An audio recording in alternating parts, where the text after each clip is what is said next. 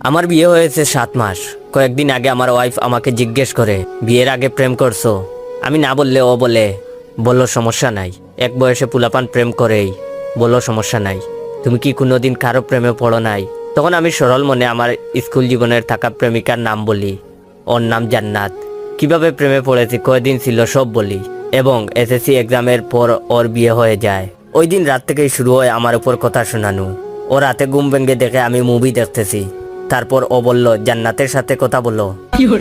সকালে ঘুম থেকে উঠলাম, আইসা বলে, এত দেরিতে ঘুম থেকে উঠছো, সারা রাত জান্নাতকে স্বপ্নে দেখছো? এখন আমি যাই বলি, যাই করি, আমাকে সারাদিন জান্নাত জান্নাত করে। গতকাল আমাকে বাসায় আসার সময় চা পাতা আনতে বলেছে, আমি ভুলে গেছি। আসার পর বলে, জান্নাতের কথা ভাবতে ভাবতে ভুলে গেছো?